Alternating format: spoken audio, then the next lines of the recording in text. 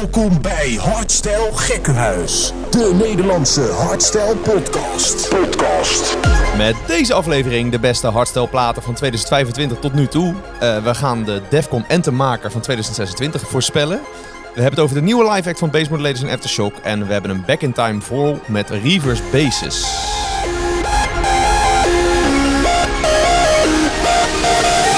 Hier zijn Thomas en Brandon.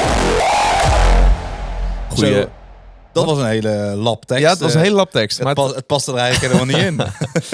Goedemorgen, goedemiddag of goeie avond. Je luistert naar je favoriete hardstyle podcast, aflevering 17 alweer van Hardstyle Gekkenhuis. We zitten midden in een drukke festivalzomer. Ja. En ook deze aflevering weer vol met nieuws, nieuwe muziek. Een nieuwe back in time heb ik voorbereid. Ik ben Brandon. Ik ben Thomas. En als je nog niet geabonneerd bent, doe dat gelijk even. Hè? Of je nou op Spotify zit of op YouTube of op Apple Podcast. Jazeker. Dan krijg je een melding als er een nieuwe aflevering online komt. En zo mis je niks van al het nieuws en de nieuwe muziek. Hoe is die? Ja, goed man. Hoe kijk je terug op de aflevering met de Tanka? Ja, fucking vet. Ja, was echt, vet toch? Ja, was echt kicken. Wat een legend gewoon. En begin voor ons ook spannend, voor hem ook spannend. Want hij heeft dat zoiets nog nooit gedaan. Nee. En wij met hem natuurlijk ook niet. En je ziet hem gewoon naarmate van de podcast wat meer achteroverleunen. Dat wij ook zeggen van nee, je moet wat dichter bij de microfoon. Ja, peukje erbij. Beukje erbij inderdaad. Ja, Volgens mij vond hij het superleuk. En hij stuurde ons ook nog berichten eergisteren van joh, zoveel leuke reacties gehad. En hij had niet gedacht dat dit zoveel zou doen, zeg maar. En wij eigenlijk ook niet. Nee. Maar goed, straks bij de inbox zullen we daar ook wel wat reacties uitpikken. Ja. En we hebben er nog iets moois aan overgehouden. Ja, nou vooral jij. Want even kijken, de vorige reguliere aflevering hebben we deze even kort laten zien. Hè? Don't Move, Tatanka. Op DJ's United Records. En hij heeft er een handtekeningetje op gezet. Handtekeningetje. Dus dat is wel leuk. Die verdient natuurlijk als gast verdient hij natuurlijk een mooie plek in onze podcaststudio. Dus dat zal ik even neerzetten. Nou, zet hem maar neer. Waar zet je hem neer? Lul jij het even vol? Wel aan jouw kant zet je hem neer natuurlijk. Hij zet hem naast Brandon Hart neer. Kijk eens. Ik hoop dat jullie dat jullie het kunnen lezen, maar zijn handtekening... Niet, hebben ze pech. Hey, To, we zitten midden in de festivalzomer. Wat is jouw favoriete festival? Als je niet Defcon mag zeggen. Emporium. Ja? Ja. En dat is er niet meer. Dus waar ga je nu naartoe dan? Ja, dat weet ik nog niet. Dat moeten we ook nog maar weer zien. Oké. Ja. Wat is die van jou? Nou, leuk dat je het vraagt. Ja, hè? Emporium heeft ook wel een plek in mijn hart. Maar als we dan toch festivals die niet meer bestaan opnoemen...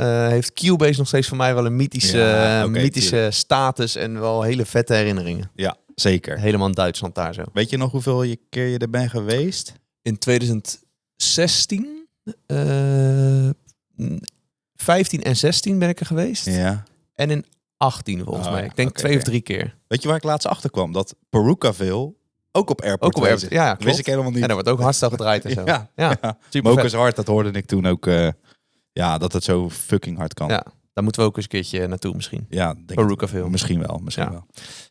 En voordat we naar de inbox gaan, we hebben vorige reguliere aflevering natuurlijk met vol trots onze studio laten zien. En daar zitten we nu weer in. We hebben weer wat omgedraaid met kasten en jassen. Ja, want we zaten eigenlijk voor de kasten en nu kan je het een beetje langs ons heen de kasten beter zien. Ja, en wij zijn eigenlijk bij dat ombouwen en muurschilderen zijn we mega geholpen door maten van ons. En die zijn we eigenlijk helemaal vergeten te bedanken. Dus bij deze een dikke dankjewel, dikke shout-out naar Geo, Ruben en Wally natuurlijk. Yes, dankjewel boys. Thanks boys. Gaan we naar de inbox. Want zoals we net zeiden, we hebben veel reacties gehad op de aflevering met de Tanka. Maar ook op de vorige reguliere aflevering. Ja. Zo reageerde Thomas. Geweldig gedaan met de nieuwe studio en opname. Wat een upgrade. Ik kijk graag naar de podcast. Dus dit is top. Nou, we blijven ons daarover verbazen. Dat mensen dus graag kijken naar podcast. Ik ook nog steeds inderdaad. Al onze vrienden ook. Die sturen dan een foto dat het op de tv is. En denk ik, ja, mooi. Dan kijk je naar ons dat wij hier zitten te ouwehoeren. Ja, precies. Leuk in ieder geval. Ja. Jordi, mooie toevoeging mannen. Helemaal top zo. Ja, en Marco zei ook nog van, vet man, ziet er mooi uit. Leuk al die items. En al de reacties op de Tatanka-aflevering. Dat is ook echt wel bizar. Mamma mia, wat een vette aflevering. Mooie podcast. Ook met mijn beperkte capaciteit om in het Engels te snappen, was dit onwijs goed te volgen. Nou, dat is wel heel fijn met ons steenkolen Engels. Want het was af en toe wat zoeken naar woorden. Maar goed, dat was voor Tatanka ook zo. En, maar we konden wel alle drie ons ei in het Engels kwijt, merkte ik wel. Het was niet dat het een restrictie was op en wat communicatie. Het ook goed in het Engels ook voorbereid, weet je. Dus dat scheelt ook wel. Ja, en even kijken, wat zeiden mensen nog meer? Gasten, bedankt voor deze. Tatanka is de GOAT. En dat betekent? Dat weet ik niet meer. Greatest of all time. Ja, dat was hem, ja. En ook veel internationals die blij waren hè, op YouTube. Oh my god, finally something in English. Oh my gosh, I absolutely love this one. It's a true legend. Can you please do it with Technoboy and Tuneboy next? Technoboy, Tuneboy. Ja, ze zullen vast niet kijken of luisteren, Nee, maar goed. natuurlijk niet. Maar... We hebben een klein lijntje uitgegooid, dus ik hoop dat dat ooit gaat gebeuren. Dat zou wel echt vet zijn. Wie weet. Hey, en geen rectificatie per se, maar we hadden het vorige keer over de Brabanthallen en hoe groot die zijn. Oh ja. En luisteraar Marcel liet ons weten dat de Brabanthallen mega groot zijn. Oké. Want jij zei, ja, Brabanthallen, hoe is dat dan groter dan Ja, de Autotron? Maar misschien zijn wij ook weer in de war met een ander halletje. Maar, Dat zou kunnen, maar in ieder geval Masters of Hardcore is ook onder andere in de Brabanthallen. En het is zelfs groter dan Autotron. Ik was ergens online dat Brabanthallen max 40.000 mensen kwijt kan. Okay. En Autotron max 10.000. Zo. Ja. Dus waarschijnlijk is dat Brabanthallen is heel veel complex. Hè? Dus waarschijnlijk is het alles opengooien. Dus dat zou ook wel niet. Maar het kan groter zijn dan de Autotron. Oké, vet man. Vet. Nou, To, wat luister jij op dit moment? Daar beginnen we altijd mee, hè? Ik luister iets van onze gast Ecstatic. Ja, die vriend van de show. Ja, vriend van de show. Die heeft natuurlijk zijn nieuwe EP. Of tenminste, die is die nu gestaag aan het uitbrengen. Nummer voor nummer. En zijn eerste nummer, The Bombreaker.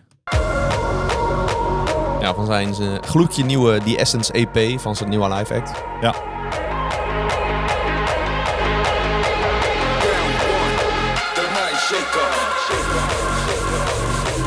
En deze hebben we natuurlijk ook gezien bij The Essence. Dat speciale optreden wat hij nog heeft gedaan, wat op YouTube staat. Ja, bij de première, ja. Juist. Komt-ie.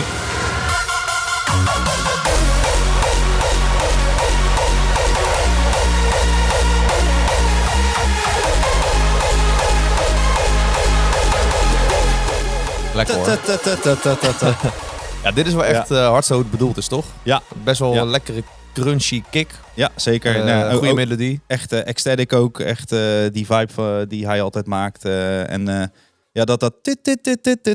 Dat komt eigenlijk de hele plaat een beetje terug. Ja. En ik vind het wel gewoon een catchy plaat. Blijft zeker goed hangen. En gewoon dik. Goeie plaat. Wat luister jij? Ja, ik ben normaal ook wel van de meer mainstream hardstyle, euforisch. Maar ik hou ook Toza al een tijdje in de gaten. Oké. Een Australische DJ en die doet normaal veel zagen. Dus dan 1 plaatje per uur is dat dan ook wel weer goed.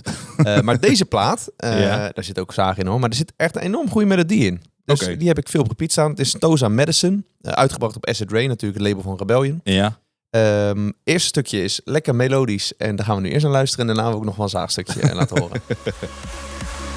Ik ben benieuwd. Ik ken deze nog niet.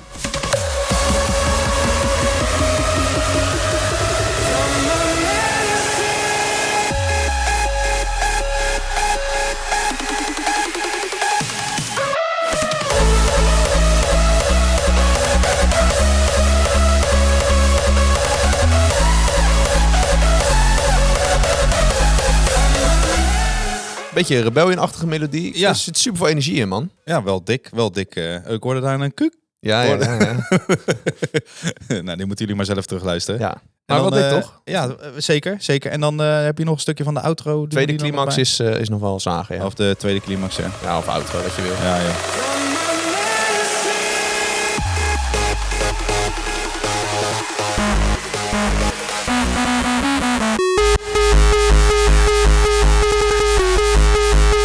Sorry voor de bloedende oren thuis.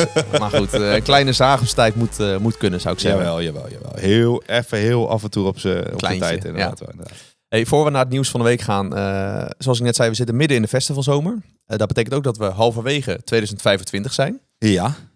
Nou alweer, hè? Man. Laten we even de balans opmaken. Want ik dacht, joh, er zijn ongelooflijk veel tracks uitgebracht. Volgens mij al een stuk of 500 wat ik zag in onze muziekbibliotheek. Ja. Laten we even een top 3 hardstyle tracks maken. 2025 tot en met vandaag eigenlijk. Wat uit is gebracht. Leuk idee. En wie maken dan kans om in je top 10 te komen eind dit jaar? We gaan naar top 10. Kijk. Nee. We gaan nu naar top 3 kijken. Ja, oké. En eind dit jaar moet je natuurlijk weer de Q-Ness top 100 moet je weer een top 10 doorgeven. En dan gaan wij de top 10 doorgeven. Ja, en Plafonddienst heeft al de top 5. Dus ik dacht, doen wij nu een top 3. Top 3 platen. 2025 hardstyle tracks. Tot nu. Ja. Zullen we om en om gewoon... Wat is dan jouw nummer 3? Mijn nummer 3 is Datwikas en Die Blokker en Stefan, In My Mind. In die track, daar zit gewoon alles in. Gewoon echt twee dikke mid-intro's, goede melodie, goede kicks. De vocal is lekker. En die combinatie. Ja, ik denk dat Datwikas en Die Blokker en Stefan op dit moment wel mijn 2 grootste hardstyle helden zijn. Snap ik zeker. Zijn. Ja, die zijn echt fucking vet. Wat staat bij jou dan op nummer 3? Ik heb Adrenalize met Care For You. Oké. Van zijn Vibes album is dat. En ik weet niet, dat is gewoon... Nou, er zit gewoon zo'n vibe in die track. Het is een soort van hele langzame melodie. Maar er zit toch wel een stevige kick zit eronder. Ja. En, het is een soort... Ja, ik ben niet echt producer of dat ze... Maar het is een soort triplet melodie of zeggen. Het is... Ja, een beetje zo, ja. Gekkig heeft het gedaan. Ja, maar het klopt wel allemaal. Het klopt wel, ja. En hij is gewoon traag en klinkt gewoon vet. Oké. Ja, en jouw nummer 2 dan? Vriend van de show, Adaro en Level 1, Family. Ja, juist. Die track is zo compleet in mijn ogen. Daar zit zo'n drive in en hoe die erin komt. Fucking vet. Dat pakt mij heel de tijd en die staat ook zeker op repeat ook bij mij. Dus daarom tot nu toe op 2. Want er zit echt een goede energie in. Ja. En Level 1 kicks, hè, daar ben ik enorm fan van. Ja, luister die sowieso ook terug. Adaro legt ook uit, want eigenlijk heeft hij de opbouw met een andere melodie dan de drop. Ja, daar heeft hij iets over uitgelegd. Daar heeft hij inderdaad iets over uitgelegd. Extra met Adaro. Juist, inderdaad. Daar heeft hij wat over uitgelegd. Dus luister die vooral terug. Mijn nummer 2 is Rejecta en Galactics met Together. Oh ja, tuurlijk. Ja, man. Ja, ook die combi weer. Eigenlijk was het niet soort van uit het niets. We hadden natuurlijk al wat op Insta meegekregen dat ze al in de studio samen zaten. Ja, dit is gewoon een knaller. Dit is Rejecta en een goede melodie van Galactics en lekker trommelen van Rejecta. Dikke mid-intro. Dikke mid-intro. Echt hele aparte kicks wel. Ja. Maar wel vet. Ja, ik vind het echt fucking vet. Zullen we naar mijn nummer 1 gaan dan? Tot nu toe, 2025, hardstyle tracks. Zal ik hem gewoon op play drukken? Druk maar gewoon op play. Ja?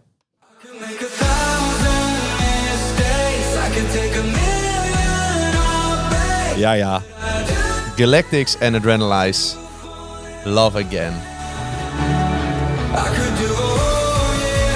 Het is niet de eerste keer dat deze in de podcast is. Ik denk al de derde of vierde keer, maar dat maakt me ook niet uit. Het is gewoon een goede plaat.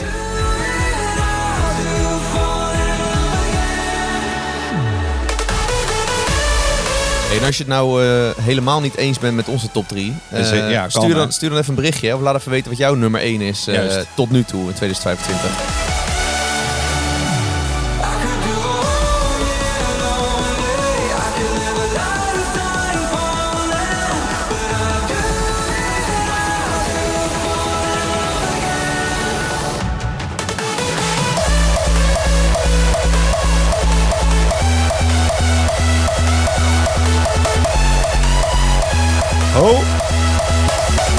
Echt hoe die melodie de hoogte ingaat, dat is zo ver. En die vocal is goed. Ja, dit is gewoon mijn nummer 1 tot nu toe. En ik vraag me ook af of die overtroffen wordt nog dit jaar. Maar goed, dat gaan we eind van het jaar gaan we weer hetzelfde doen. En dan gaan we kijken of er nog wat veranderd is in de top 3. Zeker. Wat staat er bij jou op 1, To? Even een klein terugblikje naar Defcon. En ook Emporium trouwens, want daar heb ik hem voor het eerst gehoord. Mijn lievelingsfestival. En daar heb je Solstice. Of zal ik hem... Nou, daar heb ik hem al bijna verklapt, maar ik zal hem ook gewoon op play drukken. Ja. Solstice. Ecstatic. En Jay Reeve.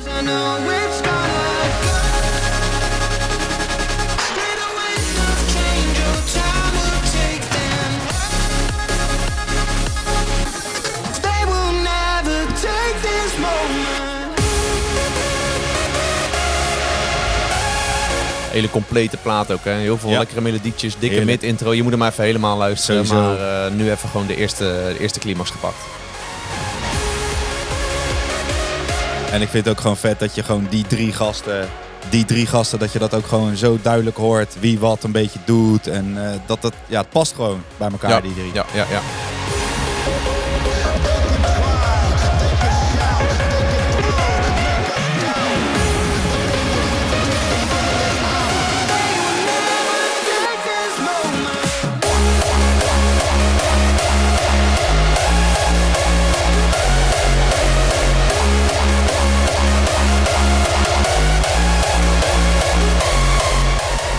Heerlijke plaat. Ja, echt heerlijk. Goede plaat, goede Ja, plaat. zeker.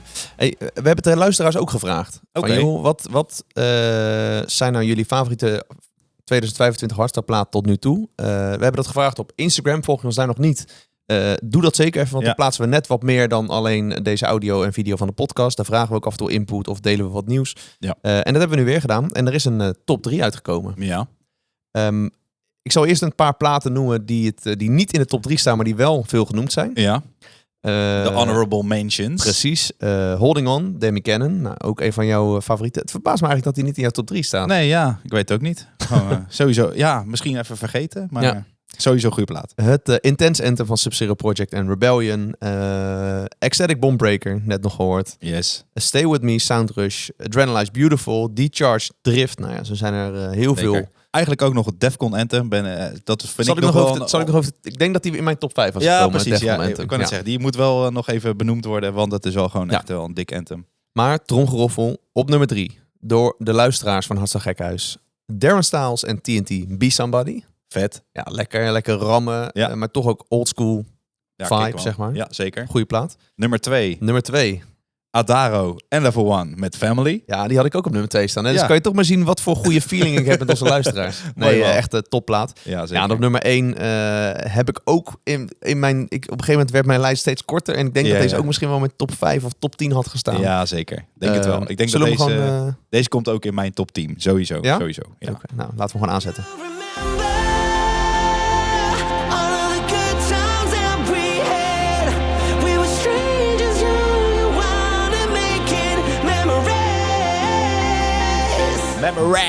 Die Blokken Estefan, featuring Conrad Sewell, New Day to Remember. De laatste plaat van hun Defcon 1 Spotlight set. Op de vrijdag. Oh, deze melodie. Oh. It's a new day to remember.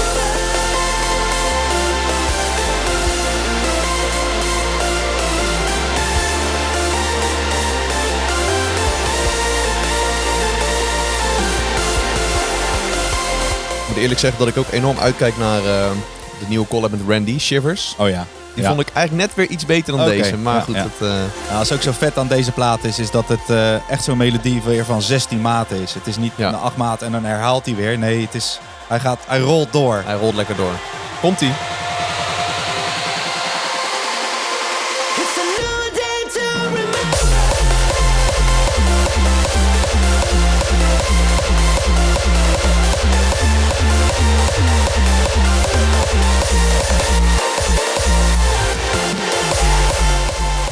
Man, wat een lekkere plaat. Ja, toch? Ja, echt wel. Ja. Misschien moet ik wel weer mijn keuze alweer anders maken. Dat deze alweer in de top 3 moet komen. Ja, dat laat ik aan jou. Maar goed, einde van het jaar gaan we dit gewoon nog een keer doen. En dan hoor ik het graag van je. Ja. Hey, we zaten zo lekker in dingen vragen aan de luisteraars op Instagram dat we... er schoon me gelijk nog iets te binnen. Namelijk dat we vorige reguliere aflevering bekend hebben gemaakt van... Hey, Defcon is weer aangekondigd. De ticketverkoop gaat van start in oktober. Ja. Dit is ook meestal een beetje de periode zo net na de zomer dat de anthemmakers worden gevraagd. Ja. Ik dacht, zullen wij even voorspellen wie het Defcon anthem gaat maken? Ja, is goed. Tuurlijk. Dan beginnen we nu met de luisteraars, ja? Oké, ja. Wat we veel voorbij hebben zien komen is Ecstatic, Atmospheres, Galactics, J-Reef. Ja. Snap ik allemaal ergens. Ik denk Ja. dat dan eerder dan Atmospheres en Galactics 1 streepje voor hebben, denk ik, op J-Reef en Ecstatic. Die zijn Ja, net... ja, ja. Die hebben vaker die red al gedaan en zo. Dat klopt. Op 3 is geëindigd voor de luisteraar. Ja. Disturb. Oké, ja. Zou ik snappen. Ja, sowieso. Ja. Op 2 Rebellion. Oké. Nou, die maakt natuurlijk al jaren Ja. mainstage muziek. Die Ja, heeft al ja. heel lang niet meer in de blue gestaan, alleen maar op de red. Ja, klopt. Op 1 DJ Bfront. Bifront. Ja. Snap je dat? Qua hoe hij sowieso... eigenlijk is hij ook al een legende. Ja, En zeker. is hij gewoon aan de beurt, stom gezegd. Ja. Maar zijn sound, ja... als je dan weer de Rebirth Anthem hoort... maar dat was dan wel samen met Adjust... Ja. dan kan het wel. Maar als het in die stijl is, dan kan hij het wel. Ja. Maar ja, nee. Maar goed, we gaan zo Als hij het is, ben ik echt benieuwd wat hij maakt natuurlijk. Dat zou Zeker, wel echt zeker. fucking interessant zijn. Zeker. Maar in ieder geval, de luisteraars van Hartstikke Gekhuis voorspellen dus... Bifront wordt de antemaker van Defcon Oké. 2026. Nou, wij zijn benieuwd ook. Wie denk jij dat de antemaker wordt van Defcon Ja, 2026? ik sta ook een beetje gelijk met de luisteraars. Want ik denk een Disturb of inderdaad ook een Rebellion. Daar, Maar denk jij twee of- harde artiesten na elkaar, zeg maar? Dus je had Ja. in 2023 had je Sub-Zero, Ja, 24 had je dan weer Soundrush. ja. Laatste jaar had je dan weer Vertile. Ja, En dan zou je dan nu weer Ja. een trommelen en kickrollen anthem hebben. dat zou kunnen, hè? Ja, het Ja. zou kunnen. Ja, je Het zegt weet het niks. niet. Nee, Maar ja, nee, zeker niet. Maar wie dan, hè? Wie dan? Ja, ik had ook opgeschreven Bifront. Puur Ja. omdat ik gewoon vind dat in zijn carrière hoort gewoon een Defcon anthem. Ja, zeker. Ja, maar ja, misschien houdt hij... Ja, dat weet je natuurlijk niet. Had weer een dikke set op de red afgelopen Defcon. Zeker. Maar ik heb ook opgeschreven, Galactics, ook genoemd door onze luisteraars, omdat Ja. hij nu een aantal jaar de red heeft gedaan. Wish Anthem heeft hij echt heel goed Ja. gedaan. Zeker. Dus die gun ik het ook van harte. Ja, en dan komt hij toch weer van stal met paradepaard. Dat Tweaka's. Dat Tweaka's, Wanneer ja. krijgt de Tweaka's nou Ja. eens zo'n erkenning? Weet je, tuurlijk, ze hebben een exclusive gehad. Ja. Maar het Defcon Anthem zou wel echt... Ja. Productietechnisch, hè, wat ze maken en hoe het klinkt. Ja, en, tuurlijk. kunnen Man, ze dat- dit makkelijk. Makkelijk. Dat Maar is, ja, dat is durft Defcon Q-Dance, durft die dit soort gekke gasten, die gooien met badeentjes Ja, en die zeker. aan het einde van de set een dikke Ja. zaagkick op kan draaien, durven Ja, die hoor. dat Defcon Anthem te geven. Ja, dat durf ik wel zeker Ja? weten te zeggen dat ze dat durven. Ja, ze zijn niet te Alleen- commercieel voor Defcon Anthem. Nee, ik denk dat Tweeka zelf daar heel erg terughoudend in is. Denk jij? Ja, dat denk ik, ja. Hmm. Dat zij denken van ja, nee, we Defcon Anthem, dat doen wij niet. Doen ze sowieso Anthem? Hebben zij een Anthem? Hmm. Zit ik dan nu ineens heel hard ja, op ze te hebben denken? toen, Dan ga ik ook het archief in. hoe heet dat, de Continent Anthem hebben ze gehad? Oké, ja. Nou, Nou, verder niet. ja, ze hebben veel, wel denk ik. Freak Show zie ik hier. Oh ja, Freak Show Anthem. Bass Leader, Midnight Oh ja. Mafia, Reverse natuurlijk. Ja, Ja, dat is de. Ja, oké. Dus ze maken wel anthems. Maar wel voornamelijk voor de binnenshows, om het maar even. Ja. Nou, we gaan het zien. In ieder geval, dit zijn onze gedachtes. Het maakt niet. Voor mij maakt het eerlijk gezegd niet echt zo uit, want het die je maakt is sowieso iemand die zo goed kan produceren. Daar wordt het ook wel een beetje op uitgekozen. Mhm. En dan weet ik zeker dat het gewoon sowieso een goed anthem wordt. Dat Ja. kan, tenminste, ja, dat weet je niet, maar dat denk ik wel. Oké. Nou ja, goed. We gaan het in de gaten houden. En als het bekend wordt en we hebben het goed, Ja. dan, Ja, dan of- hoor je dat terug. Of de luisteraars die Of hebben de het goed, luisteraars hè? natuurlijk. We gaan het in de gaten houden. Ja, maar nu zeker. eerst gaan we naar Nieuws van de week. Aftershock en Bass Modulators. Ja. Die hebben samen een live act en album aangekondigd. Hoppa. Dus ze hebben wel een aantal platen uitgebracht. En niemand is ontgaan dat ze best wel lekker gaan met z'n tweeën in de studio. Zeker. Want er komen echt ineens plaat na plaat. Volgens mij hebben ze in een half jaar tijd 5 platen samen uitgebracht of zo. Ja, en een hoop AI-filmpjes wat ze allemaal samen maken. Ja, is dat zo? Ja, dat Oh. is echt lijp, man. Maar er komt nu dus veel meer aan. Want een heel album en live act. Het Ja, gaat kijk. Bass Shock heten. Dus helaas geen after modulators. Nee. Eh, Oh ja, oké. het is een live act waar energieke platen en emotionele platen samenkomen. Nou, dat is ook eigenlijk waar allebei hun sets normaaliter wel voor staan. Ja. En dus een volledig Bass Shock album. Oké. Ja, vet, man. En afgelopen zaterdag hebben ze de live act voor het eerst gedaan op Dance Valley. Zag er tof uit. Oké. Ja. Daar heb ik nog niks van meegekregen. Maar jij stuurde wel wat door via Instagram naar mij. En dat was wel heel erg... was wel hoog. Tenminste, Ja, ze hebben een ik doe nieuwe... niet rieke, maar wel Nee, ze hebben hoog wel tempo. een nieuwe plaat. Higher heet die volgens mij op echt 170 bpm of Ja, zo. Maar dat precies. is meer een uitstapje, want al die andere platen zijn wel op een normaal bpm. Oké, Ja. juist, oké. Ja. Nou, dan wat minder fijn nieuws is dat Imperators, of Imperators. Imperators, geen Nou ja. idee hoe je dat precies moet zeggen, maar die stopt. Dat is jammer. Duitse DJ plaatste een emotionele video op zijn socials. Was echt 6 filmpjes of zoiets waren het. Ja. Want het paste allemaal niet in 1 filmpje. En en daar legt hij dan heel erg uit in waarom die stopt. En hij voelde zich niet zo heel erg comfortabel in de muziek. En hij kon Ja, vooral de muziek die hij maakte. Ja, Dus die de hij hoek, maakte, de hoek ja. waar hij zichzelf een beetje in had gestuurd. Ja. Ja. En daar voelde hij zich dan ook niet comfortabel in. En er komt nog wel wat aan, zei hij. Want hij heeft dus nog wel wat gemaakt. Nog wat dingen staan. Wat dingen Ja. staan. Er komt een anthem.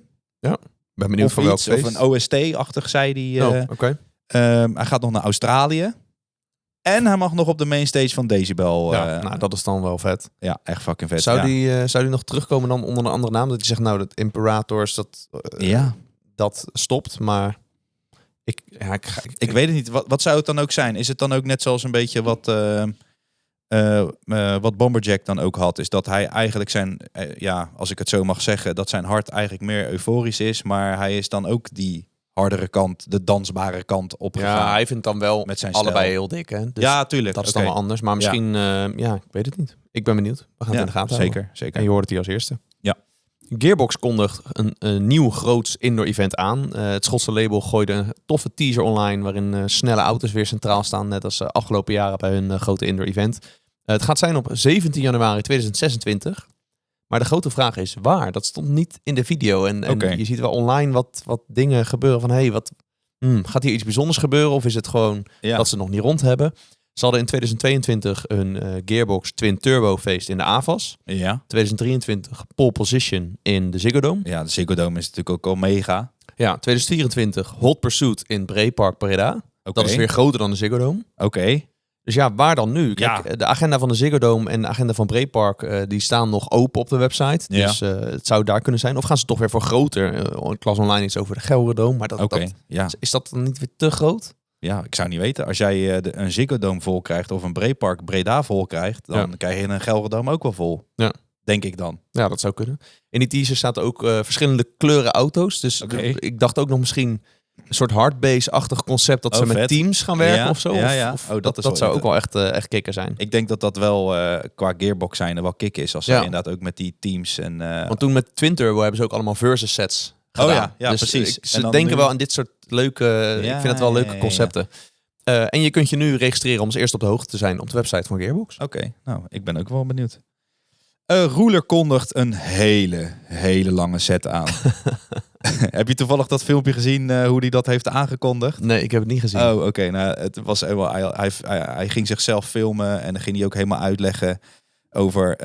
ik had vorige keer had ik dan 6 uur of 8 uur gedaan. En toen had ik... volgens mij was het eerst 6 uur en toen 8 uur gedaan. En ik merk dat de 8 uur wel echt veel te lang is. Dat breekt mij en ik ga vanaf nu 6 uur doen. En dan komt er iemand binnenlopen. Ik weet even niet meer precies wie. En die zegt dan inderdaad ook zoiets van... maar je gaat toch gewoon 10 uur doen of zoiets? En dan, nee, ik zeg net dat ik 6 uur ga doen. Dit fucking meen je niet. En dan gaat het allemaal verkeerd. Maar uiteindelijk is het dus van... Nou ja, jongens, je hoorde het al. We gaan 10 uur... 10 uur Ruler. Alleen Ruler, hè, in zijn eentje. Ja. Achter elkaar door. Hij zal het ook wel weer helemaal gaan... Het is eigenlijk de droom van de Tanka. Als je vorige aflevering luistert. Ja. Dus het kan wel gewoon. Ja. En dat doet Ruler ook altijd fucking vet. Want hij heeft al die camera's ook van boven en van voor. En dat edit hij daarna al die sets. Die set die komt natuurlijk online. En dat kan je allemaal terugkijken. Dat is natuurlijk gewoon gaaf om daarbij te zijn. En hij draait dan natuurlijk van classics naar up-tempo. Dus alles ertussenin. Ja. Dat moet ook wel als je 10 uur lang achter elkaar gaat draaien. Ja, zeker. Het is op zaterdag 29 november. In het Klokgebouw Eindhoven. Ja. Ook wel een vette locatie. Ja, zeker. Ja. Kaartverkoop is begonnen. En er zijn alleen nog op het moment van opnemen in ieder geval late tickets. Dus wees er snel bij als je daarheen wil. Zeker. Ja. We willen een kleine shout-out doen naar Cryex. Naar de Cryex podcast aflevering van Plafonddienst. Luisteren wij altijd naar. Vinden we superleuk om te luisteren. Zeker.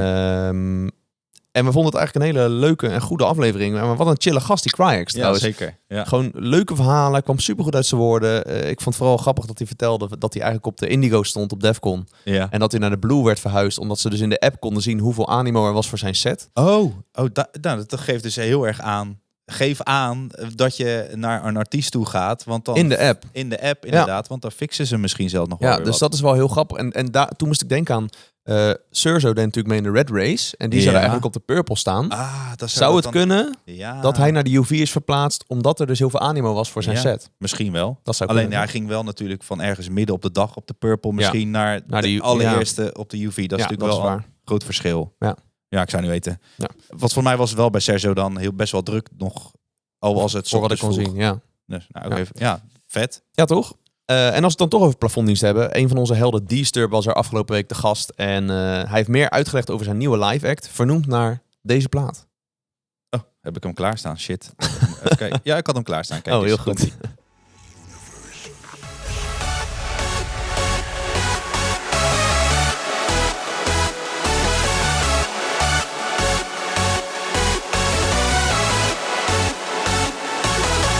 Dat is Universe. Zijn, zijn nieuwe live act Universe, ja, wat ik net zei. precies. Uit welk jaar komt die? Kan je dat zien? 2019. Dat is ook alweer even 6 jaar Dat is geleden. alweer 6 jaar geleden, Ja. hè?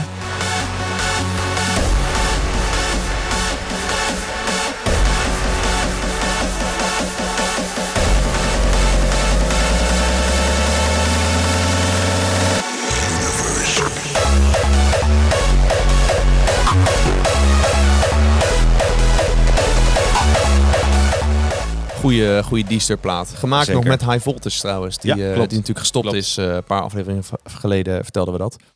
Maar goed, deze live act gaat hij dus voor het eerst doen tijdens I Am Hardstyle Eternal. De Disturb Universe live act. En toen die line-up bekend werd, zaten we wel een beetje te speculeren van ja, wat betekent dat universe? Maar nu is Ja. er dus duidelijkheid. Kijk. Het wordt een melodische set. Natuurlijk wel Ja. met de kenmerkende Disturb kicks en mid-intro's. Ja. Maar dus wel melodische platen. Hij noemde zelf World Out There, Wanna Stay. En het is eigenlijk een soort knipoog, zegt hij zelf, naar zijn verleden als euforische hardstyle producer. Daar is hij een beetje mee begonnen. En het worden oudere, nieuwere tracks. En hij is ook nu bezig met een nieuwe melodische track. Dus daar ben ik wel heel benieuwd naar. Ja, vet. Wij gaan daarheen, toch? Eternal, hebben we daar al kaarten voor? Volgens mij wel, ja. Oh ja. Maar Oké. we gingen nog discussiëren over of we in de buurt gingen slapen. Oh of, ja, dat gewoon was het, gingen ja. rijden. Maar goed, het past helemaal natuurlijk bij I Am Hardstyle Eternal. Om helemaal dat melodische wat daar naar voren moet komen. Dus Zeker. super vet. Ben er En- benieuwd naar. Ja, vet man. De Saints zitten in de studio met Galactics. Ik zag het, ja. Ja, vet man. Ja, hoe zag je dat dan? Ja, op TikTok zag ik dat.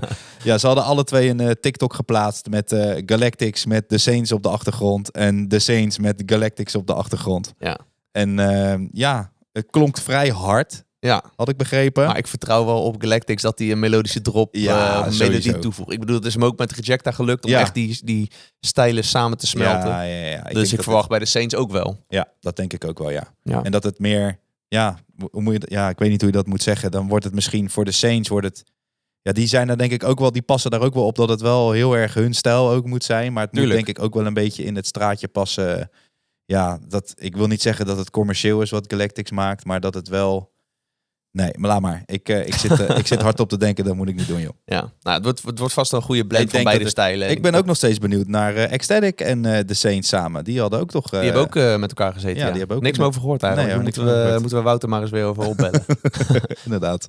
Hey, ik luister soms tijdens het werken techno of hard techno. Want dat vind ik dan chill, want daar zit dan geen pauze in. Hè? Geen breaks of geen vocalen waar ik door kan afgeleid worden. Nee. En ik zat laatst door wat Spotify-lijsten te scrollen. En het valt me op dat er superveel hardstyle platen in van die techno en hard techno playlists staan. Heel veel TNT, Zatox, Warface, Bloodlust, Angerfist, Oké. zelfs Disturb. Oké. Nou, die heeft nu natuurlijk ook nieuwe platen met Holy Priest. Oké. Wat vind jij daarvan? Nou, ik vind een Disturb wel heel erg ver van techno afzitten, hoor. Want ik Met- weet nog met dat al die wij een keer... trommeltjes en al Ik die denk dat dat dingetjes. misschien al 10 jaar geleden is. Ja. Op Medusa Festival uit mijn hoofd. Dat dan de... Medusa Festival. Laat me even uitpraten. Dat dan de laatste techno-dj... Oh ja. Die draaide Drop 'em Down in een volle zaal. Oh, zo Kan je dat bedoel nog herinneren? Ik kan Ja, me- we waren daar niet hoor, maar we hebben er filmpjes van gezien. Dat was toen dat een D-Stir plaat, dat was Ja. dan de afsluiter van een techno-dj. Ja, klopt. Nee, dat kan ik me inderdaad nog wel herinneren, inderdaad. Nee, dat klopt. Maar wat vind jij daarvan? Dat... Ja. Ja, ik denk, het blijft hardstyle van die gasten. Die kick die stopt. Dan denk ik, als techno zijnde wil je dat toch helemaal niet hebben, dat die kick stopt. Ik Ja. weet niet hoe dat dan in die set Ja, past. nou, er zit gewoon veel minder breaks in natuurlijk. Ik heb een plaatje meegenomen Ja. van TNT. Crunch is het. Deze staat dus in die lijst ook. Deze staat in die lijst, ja. En ik snap ook waarom. Moet je maar eens luisteren.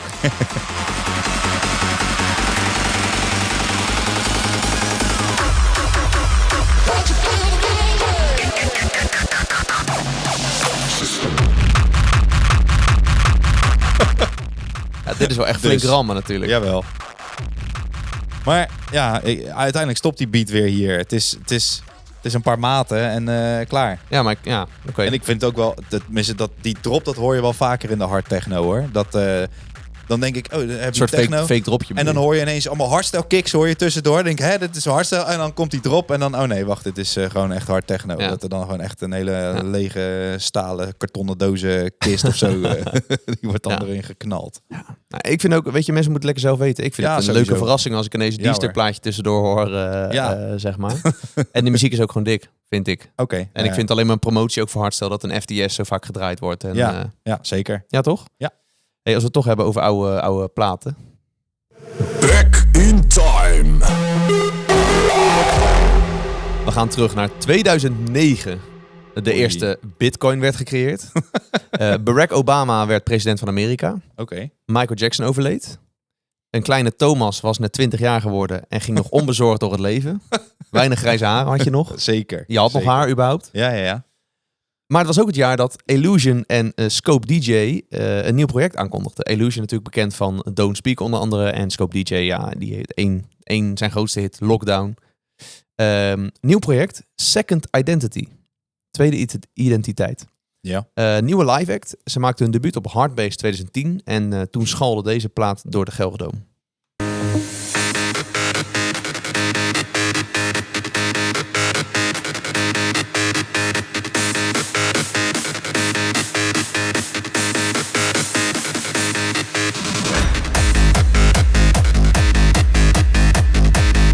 Heerlijke reverse. Heerlijk dit. Het is lekker, toch? Ja. Zet hem weer eens harder. Oh.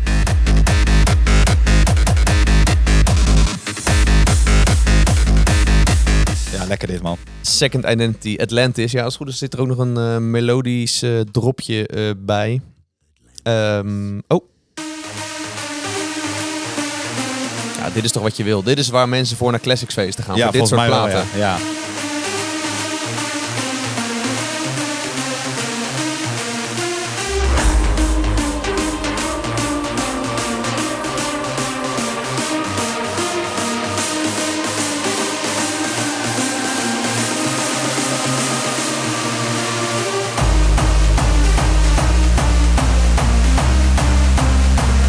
Echt nog die going kick. Going. Ja, in het najaar van 2010, dus Hardbase is altijd ergens in januari, februari was het volgens mij. In het najaar van 2010 kwam hun album uit. Die heette Illusion en Scope DJ Present Second Identity op Scantrax. Ja, en vanaf toen ging het hard. Reverse, Defcon 1, Emporium. Ze werden ook geboekt in Duitsland, Scandinavië, Italië, zelfs Australië. Vet, man. Ja, en ze stonden vooral bekend om hun super energieke sound. Veel reverse, bass, mid-intro's. En mijn persoonlijke favoriet is deze. For a moment in time, we're one body. For a lifetime, we're one soul. Ja. You can exist without living, Ik hoor hem al. But you can't but you live can't live without without existing. Oh. Tu. For a moment in time, we're one body. For a lifetime, we're one soul. En hoe deze track erin komt, hoe deze reverse bass erop klapt. Hopsa. Living, but you can't live without existing. For a moment in time, we're one body. For a lifetime, we're one soul. You can exist without living, but you can't live without existing. En ik vind het eigenlijk jammer, want dit project bestond eigenlijk redelijk kort. Ja. Want na de festivalzomer van 2011, dus dat is ongeveer 1,5-2 jaar na hun start, hebben ze zich vooral op hun solo-carrières gefocust. En in 2018 was hun laatste optreden op de Magenta Stage op Defcon. Dus ze hebben nog wel wat classics optreden gedaan. Juist. Illusion draait nog steeds wel eens op een classics feest. Maar Scope DJ is na die festivalzomer van 2018 eigenlijk niet meer gezien. Nee, jammer. En ik zou echt een moord doen om hen nog één keer te zien schitteren samen. Op Zeker. Vroeger was alles beter. Of op de Magenta op Defcon of zoiets. Even gewoon nog één keer losgaan op die reverse basis van Second Identity. Ja, ik snap het inderdaad ook niet. Dit is echt nog de promoters. Dit moeten jullie... Ja, toch? Ja, Dit is gewoon een vette act. Gewoon een soort bioweapon-achtig... ja, inderdaad. Nee, zeker. Vergelijkbaar met de... Dat ik denk, ja, als zou nu Second Identity met als bioweapon hetzelfde een beetje doen, maar dan gaan zij weer met z'n tweeën de studio in. Ja, fucking vet. Ja, toch? Kan niet alleen maar dan vet zijn. Ja, dat vind ik ook. Dus kleine oproep. Breng Second Identity terug. In ieder geval naar de Classics feesten. Juist, zeker. Vers van de pers. Vers van de pers, elke reguliere aflevering hetzelfde recept. We hebben de allernieuwste platen voor je klaargezet. Die gaan we je laten horen. En we horen ook natuurlijk graag wat jullie ervan vinden. Stuur ons even een berichtje als je van een plaat denkt, nou, ik ben het helemaal niet eens met wat jullie vinden. Dat kan en dat mag. Laat het vooral weten. Ja. Is het dan toch een beetje, dus ook een beetje back in time vibes, vind ik. Ja. Maar Enfine en Recall hebben een nieuwe track, Open Your Mind. En ik vind het echt een beetje die old school vibe hebben. Natuurlijk, het klinkt wel echt hedendaags, maar het heeft een beetje die sfeer van, nou, hardste plaat uit 2010, 2011. Oké, ik ga hem aanzetten.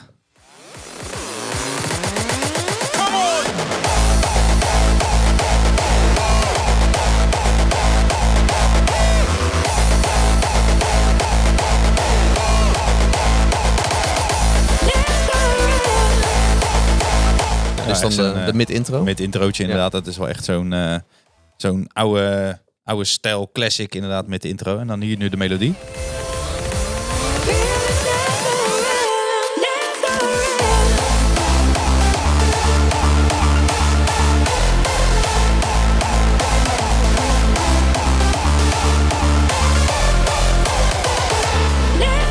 Dit doet mij heel erg denken aan Enfine tijdens zijn Dirty Works tijd, 2015. Okay. Ja, nou, dat kan wel. Echt een beetje die blije...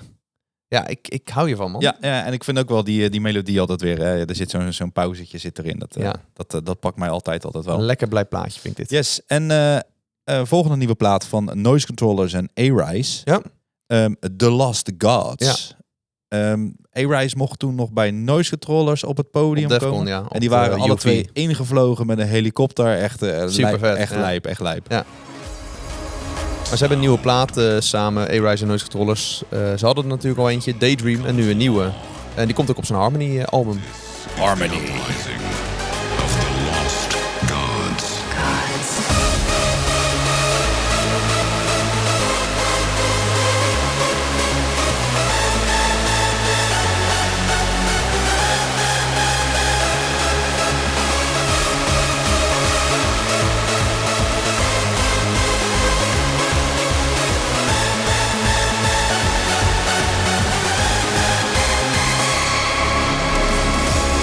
Vet man, die melodie zo aan het einde. Ta, ta, ta, ta, ta. Dat die zo Goeie omhoog melodie, gaat. hè? Ja. Kijk man. Ja.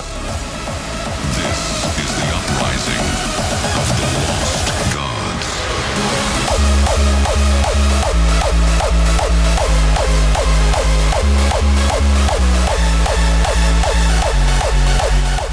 Kick is denk ik van A-Rise. Lijpe kick man. Ja, Ja, echt wel lijp. hard, best wel hard eigenlijk. Echt een Ja. soort van laserachtig beetje.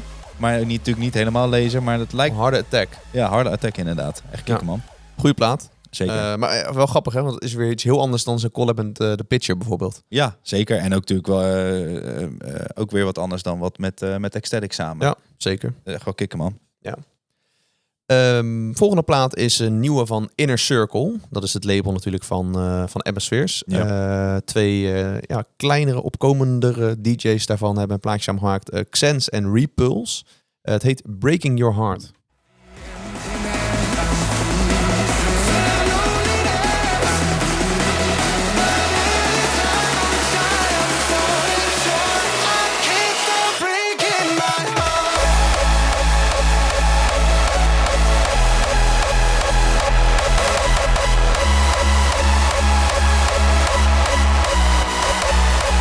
Hoe klinkt dat voor jou? Ja, vet man.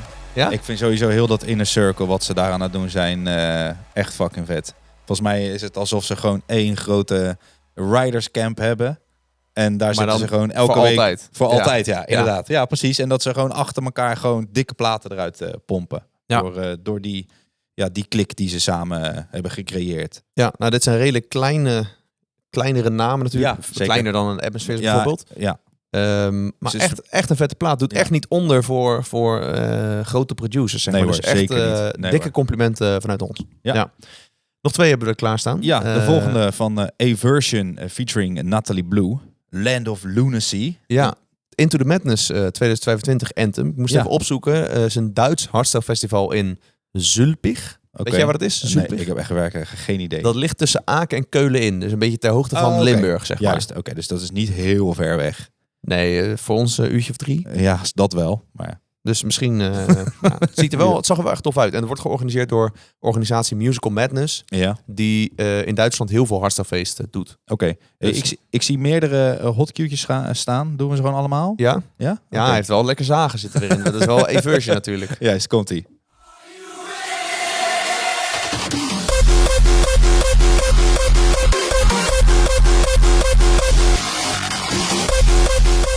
En hij heeft 2 mid-introotjes. Ja? En Twee hele korte, Ja, 2 inderdaad. hele korte, 2 keer zagen. Oké, nou gaan we naar de volgende.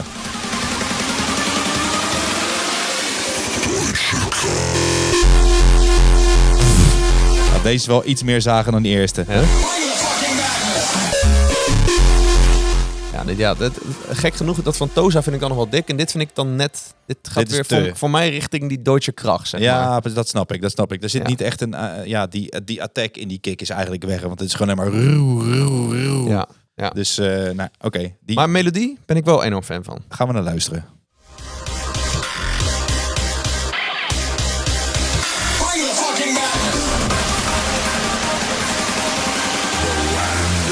Of lunacy.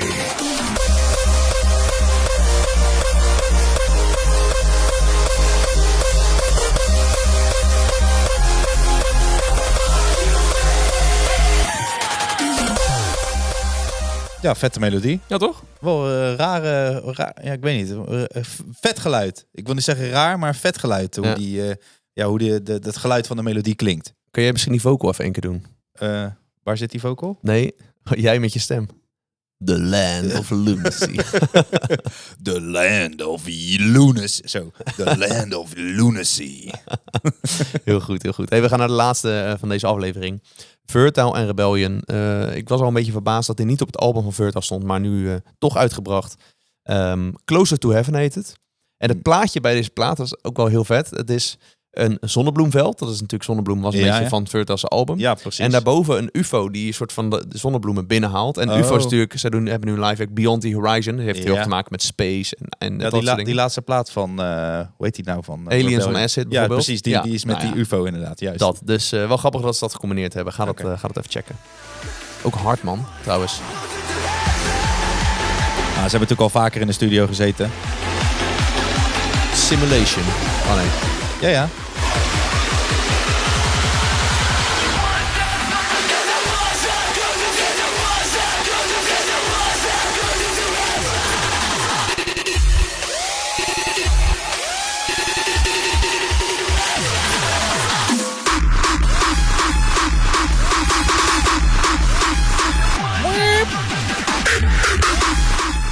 Dit is denk ik iets wat live best wel dik kan zijn. Ja. En Maar- hier een beetje wegvalt. Ja, dat denk ik wel. Maar melodie, jongens. De melodie, die valt niet weg hoor.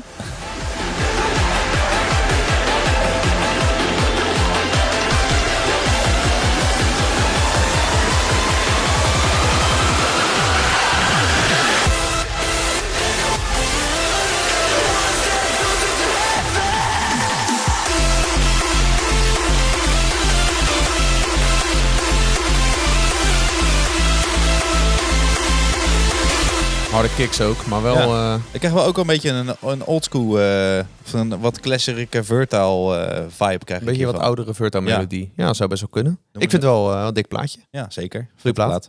Veel muziek deze aflevering. Ja, toch? Brennan. Maar dat is ook leuk, toch? Ja, zeker. Laat ik even weten als jullie het te veel vinden of Ja. juist niet. Ja, Of moeten we nog meer muziek? Moeten we gewoon onze bek houden en gewoon... ja dan, kan je beter gewoon een set... dan kan je beter een DJ-set aanzetten. inderdaad. Hey, wil je al deze tracks terugluisteren? Wij verzamelen we ze natuurlijk in Hartstikke Gekhuis. De playlist op Spotify. Ga dat vooral opzoeken. Dan kun je ze aanzetten in de auto, onder werktijd. Wanneer luister jij Hartstikke meestal? In altijd auto. Ik ben altijd op pad en dan... Lekker. pompen in die wagen. Gek. En doe je er wel Hartstikke Gekhuis de playlist aan?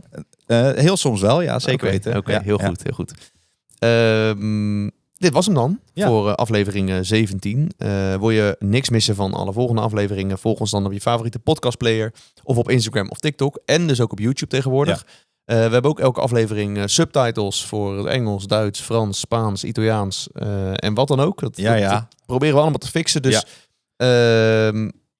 en als het de aflevering in het Engels is, zoals met de tanken, hebben we Nederlandse subtitles. Ja. Dus dat is ook nog de Misschien moeten we in ons Nederlands ook Nederlandse subtitles doen voor de zekerheid. Juist, dat is wel goed, ja.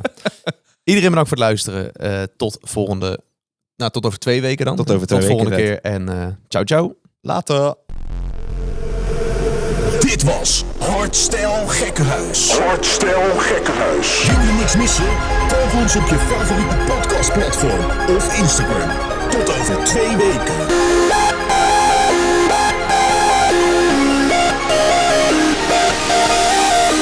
Hardstyle Gekkenhuis. Wat ik zeg!